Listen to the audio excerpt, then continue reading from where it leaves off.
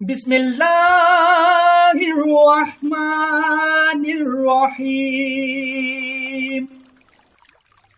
شروع اللہ کے نام سے جو سب پر مہربان ہے، بہت مہربان ہے۔ قسم ہے فجر کے وقت کی اور 10 راتوں کی اور جفت کی اور تاک کی اور رات کی جب وہ چل کھڑی ہو، کہ آخرت میں جزا و سزا ضرور ہوگی۔ ایک عقل والے کو یقین دلانے کے لیے یہ قسمیں کافی ہیں کہ نہیں؟ کیا تم نے دیکھا نہیں کہ تمہارے پروردگار نے عاد کے ساتھ کیا سلوک کیا، اس اونچی ستونیں والی قوم ارم کے ساتھ جس کے برابر دنیا کے ملکوں میں کوئی اور قوم پیدا نہیں کی گئی، اور سمود کی اس قوم کے ساتھ کیا کیا جس نے وادی میں پتھر کی چٹانوں کو تراش رکھا تھا، اور میخوں والے فرعون کے ساتھ کیا کیا۔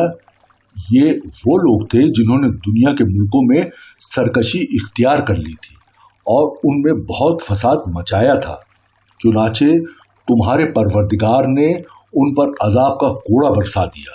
یقین رکھو تمہارا پروردگار سب کو نظر میں رکھے ہوئے ہے، لیکن انسان کا حال یہ ہے کہ جب اس کا پروردگار اسے آزماتا ہے اور انعام و اکرام سے نوازتا ہے تو وہ کہتا ہے کہ میرے پروردگار نے میری عزت کی ہے، اور دوسری طرف جب اسے آزماتا ہے اور اس کے رزق میں تنگی کر دیتا ہے تو کہتا ہے کہ میرے پروردگار نے میری توہین کی ہے۔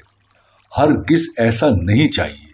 صرف یہی نہیں بلکہ تم یتیم کی عزت نہیں کرتے اور مسکینوں کو کھانا کھلانے کی ایک دوسرے کو ترغیب نہیں دیتے، اور میراث کا مال سمیٹ سمیٹ کر کھا جاتے ہو اور مال سے بے حد محبت کرتے ہو۔ ہرگز ایسا نہیں چاہیے۔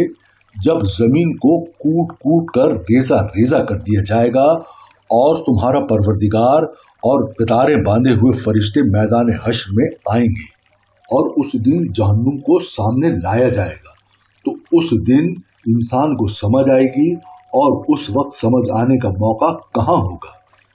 وہ کہے گا کہ کاش میں نے اپنی اس زندگی کے لیے کچھ آگے بھیج دیا ہوتا۔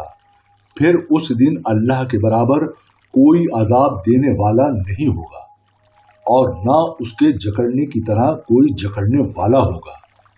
البتہ نیک لوگوں سے کہا جائے گا کہ اے وہ جان جو اللہ کی اطاعت میں چین پا چکی ہے، اپنے پروردگار کی طرف اس طرح لوٹ کر آ جا کہ تو اس سے راضی ہو اور وہ تجھ سے راضی، اور شامل ہو جا میرے نیک بندوں میں اور داخل ہو جا میری جنت میں۔ صدق اللہ العظیم۔